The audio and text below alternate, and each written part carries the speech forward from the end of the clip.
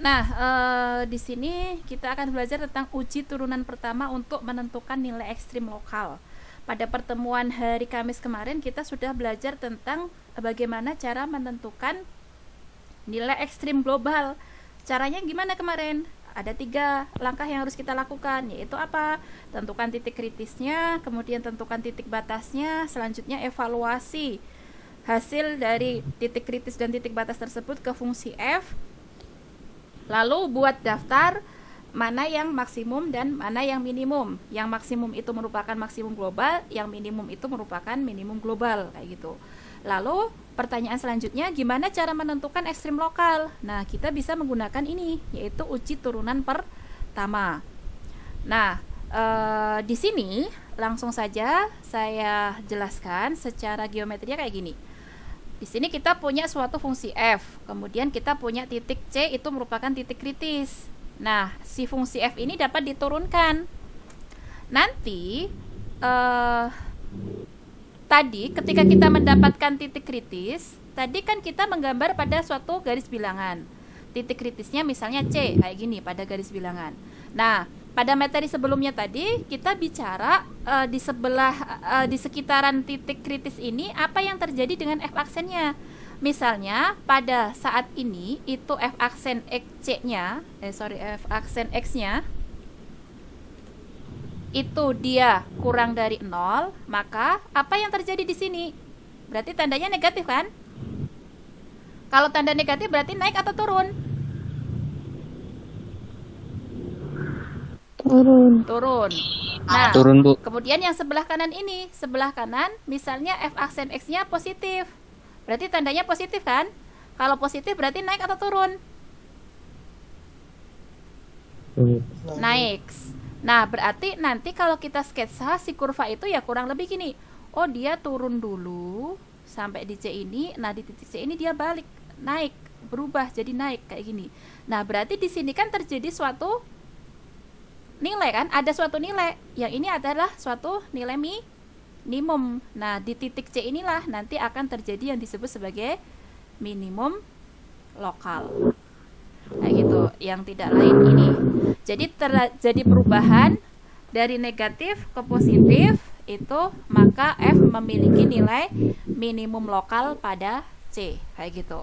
Selanjutnya, ketika perubahannya ini tadi titik kritisnya seperti ini, ternyata f aksennya, ini f aksennya itu lebih besar dari 0, berarti dia tandanya positif. Kalau positif berarti dia apa? Naik. Nah, kemudian si sebelah kanan C itu f aksennya kurang dari 0, berarti dia negatif. Kalau negatif berarti apa? Turun. Nah, berarti nanti kalau kita sketsa kurvanya, dia naik dulu, habis itu setelah C dia turun. Nah, pada titik ini nanti dia terjadi apa? Max lokal. Kayak gitu. Nah, ini dijelaskan pada poin yang kedua ini. Jadi ketika berubah dari positif ke negatif, maka di situ nanti f memiliki maksimum lokal pada titik C, kayak gitu. Nah, selanjutnya untuk kasus yang ketiga, tadi kalau kita punya suatu titik C di sini, titik kritis, ternyata tandanya ini f aksennya kurang dari 0. Kalau kurang dari 0 berarti negatif. Berarti apa? Turun. Nah, ternyata di sebelah kanan C dia tetap aja f aksennya kurang dari 0, berarti negatif lagi. Berarti setelah ini apa? Turun lagi. Kayak gitu kan? Nah, berarti posisi yang kayak gitu itu nanti fungsinya kalau kita sketsa ya dia akan turun terus, kayak gitu kan? Nah, berarti di titik ini dia tidak memiliki nilai ekstrim lokal.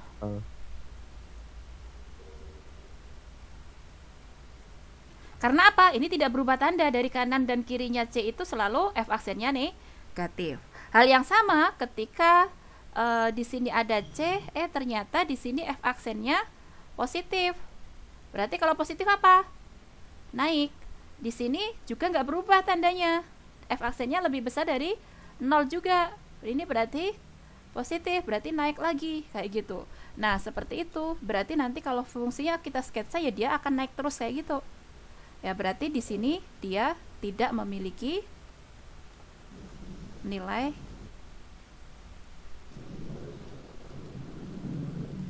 ekstrim lokal kayak gitu. Nah, secara geometri seperti ini tadi dia dirangkum menjadi 3 hal seperti itu. Bisa dipahami?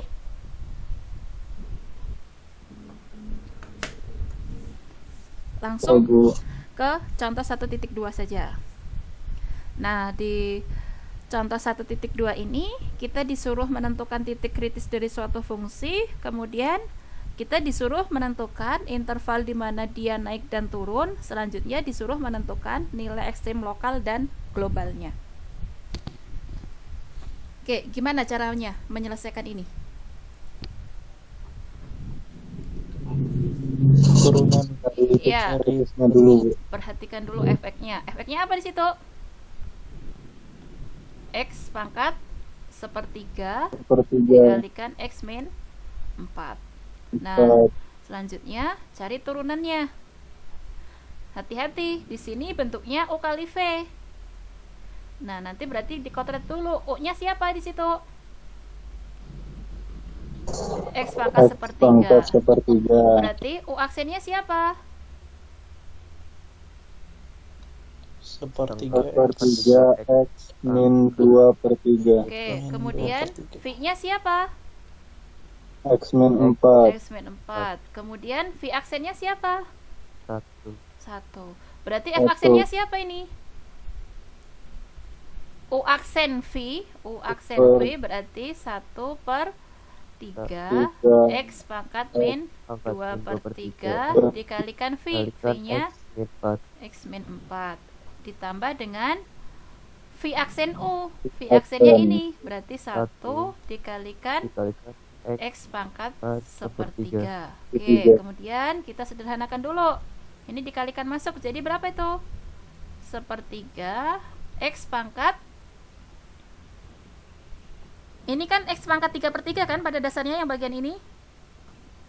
Iya, Ya, 1/3. berarti 1/3 dikurangi 4/3 X pangkat min 2/3 ditambah X pangkat sepertiga. Bisa dipahami sampai situ? Nah, selanjutnya bisa kita sederhanakan lagi nih. Dari sini kita bisa mendapatkan sepertiga X pangkat sepertiga dikurangi dengan 4/3 X pangkat min 2/3 ditambah X pangkat 1/3. Berarti jadi berapa itu? Ini kan sama saja dengan 3/3 kan? Yang bagian ini 3/3 kita jumlahkan dengan ini. Berarti kita dapat apa? 4/3 X pangkat 1/3 dikurangi 4/3 2/3. Oke. Nah, ini bisa kita sederhanakan nih. Faktorkan aja. Berarti ini yang membuat ribet kan bagian ini ya. Ini keluarkan aja. Berarti kita bisa tuliskan 4/3 X pangkat min 2/3 dikalikan dengan di sini santi min 1. Nah, berarti ini berapa bilangannya biar mendapatkan ini? X bukan? X. Ya. Oke. Nah, setelah dapat ini, selanjutnya kita tentukan titik kritisnya. Titik kritis tadi diperoleh dari mana? Dari titik stasioner dulu kan?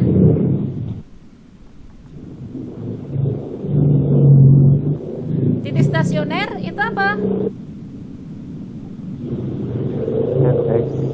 F aksen X sama dengan 0. Ya. F aksen X sama dengan 0. F aksennya siapa? Tuh, berarti 4/3 X pangkat min 2/3 X min 1 sama dengan 0. Nah, ini bisa kita sederhanakan penulisannya. Berarti jadi 4/3 dikalikan 1 per akar pangkat 3 dari X pangkat 2 X kuadrat dikalikan X min 1 sama dengan 0. Nah, Yang bagian ini hati-hati ketika menentukan titik stasioner. Nilai 0 ini yang paling memungkinkan diperoleh ketika apa? Pembuat nolnya apa? Akar X. Hei, X sama dengan 1. iya, X min 1 sama dengan 0 atau X sama dengan 1 kan? Karena kalau ini dia kan di bagian penyebut ya. Kalau 0 berarti dia tidak terdefinisi. Ya berarti yang membuat ini 0 satu-satunya hanya ini, yaitu apa? X sama dengan 1. Jadi dari sini kita mendapatkan titik stasionernya yaitu X sama dengan 1. Selanjutnya titik singularnya ada nggak? Ada. Hati-hati, jangan buru-buru. Ini F aksen X-nya apa? Aksen X. F aksen X-nya kan ini tadi kan ya. Kalau kita Iya. sederhanakan penulisannya jadi seperti itu kan? 4/3 dikalikan Satu 1 per akar pangkat akar 3 dari tiga X kuadrat X kuadrat. dikalikan X min 1. Nah, ada nggak yang membuat fungsi F aksen ini tidak terdefinisi? Ada. Ada. Ada. Berapa? 0 Bu. Ya, Di- X sama dengan 0. 0. Sama Nah, 0. gitu. Jadi titik singularnya itu X sama dengan 0. Nah, dari sini bisa kita kesimpulkan titik kritisnya diperoleh dari mana?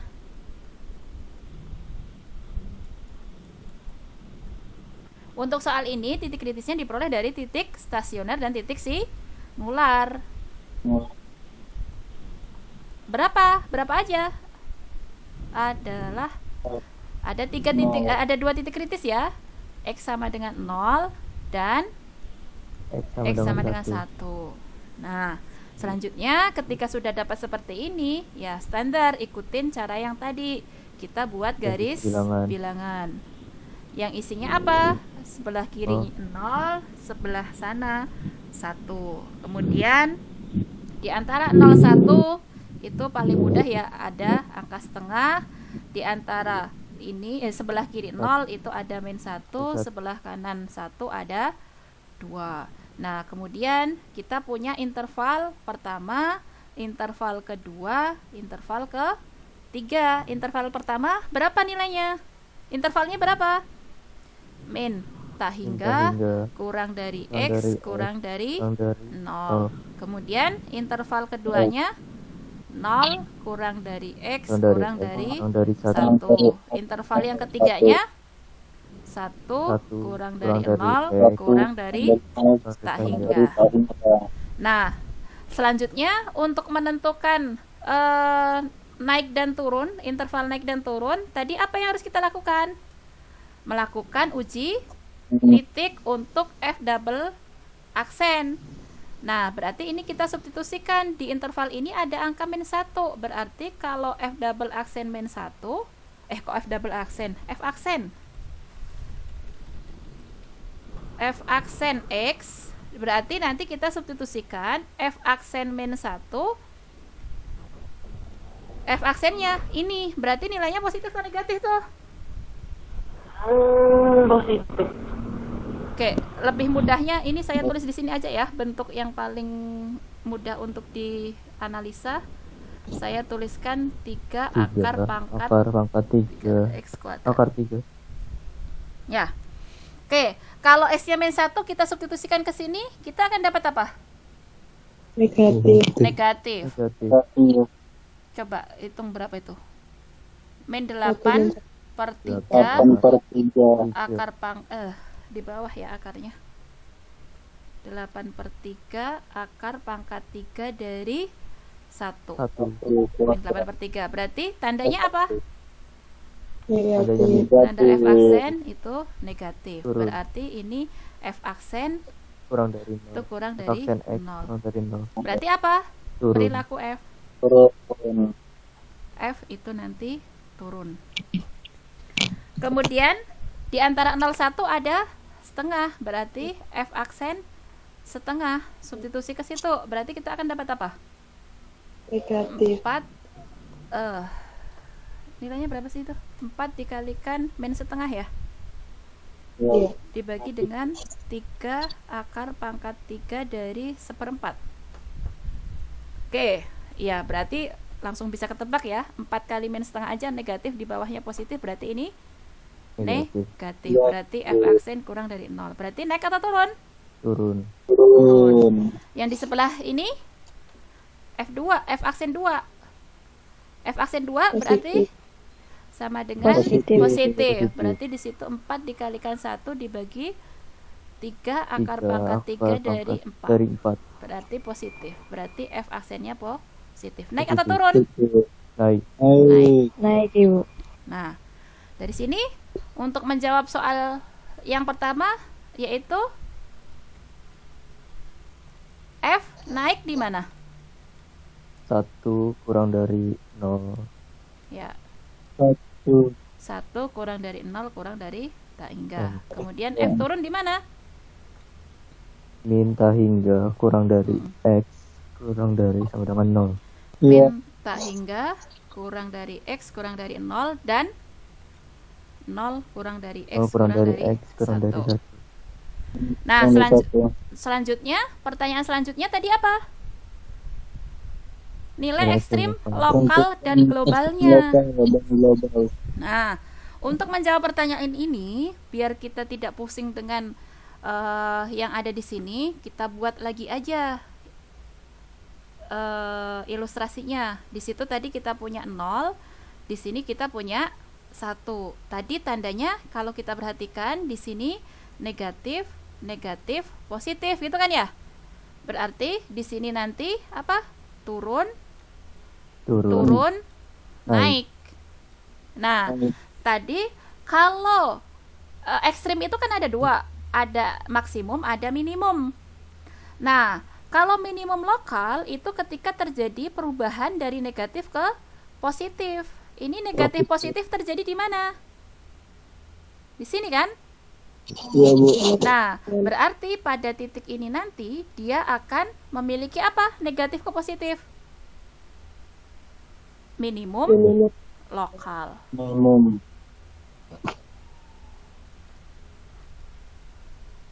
Oke, minimum lokalnya dulu. Sekarang maksimum lokalnya. Maksimum lokal tadi terjadi ketika apa? Dari positif ke negatif. Di sini ada nggak? Negatif. Ada. Tidak ada, Bu. Tidak ada. Berarti di sini nanti tidak memiliki maksimum lokal. Lokal. Nah, selanjutnya kalau tandanya tidak berubah, berarti dia apa? Tidak Tidak memiliki memiliki. nilai ekstrim lokal pada titik C itu. Ya berarti pada titik C sama dengan 0 ini kita tidak bisa mengatakan apa-apa. Ya, tidak minimum lokal, tidak maksimum lokal, kayak gitu. Nah, Lokal. berarti dari sini kita bisa menyimpulkan bahwa jadi F memiliki minimum lokal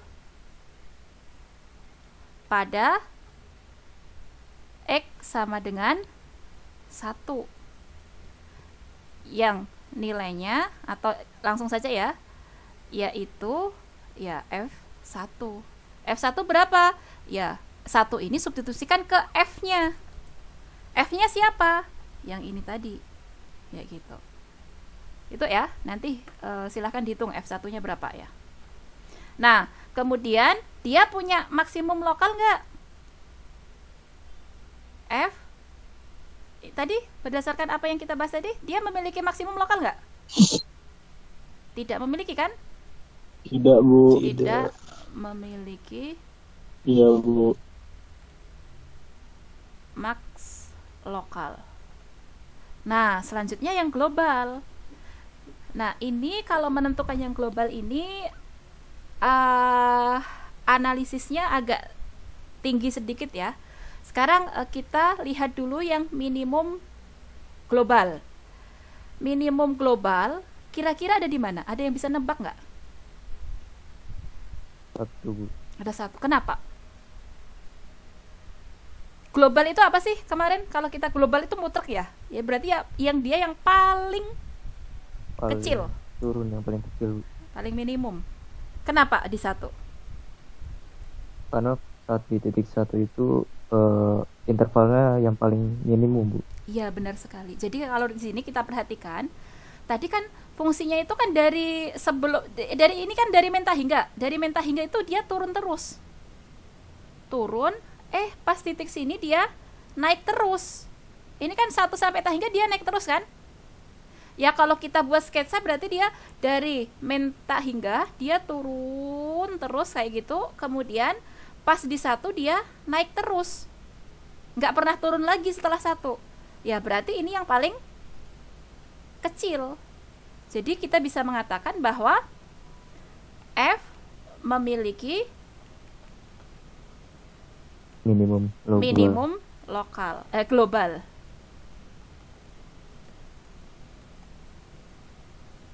Di mana? Ya, pada X sama dengan 1, yaitu F1. Jadi kita bisa mengatakan si F1 ini dia minimum lokal sekaligus minimum global. Kayak gitu. Nah, selanjutnya F memiliki maksimum global nggak?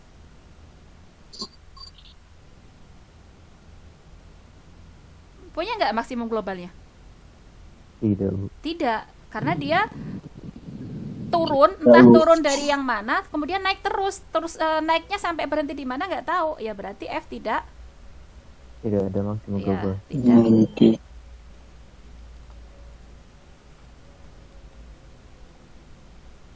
Bisa dipahami? Bu, saya ingin bertanya yang Silakan. interval Bu, yang 1 Ya. kurang dari 0 kurang dari ta hingga itu bagaimana, Bu? Salah ketik. Bukannya Salah X ya? ketik. Iya, salah ketik, salah tulis. Oke, terima kasih koreksinya. Ini harusnya X. Saya sempat bingung di situ, Iya. Bu. Makanya Sorry. Ini maksudnya X.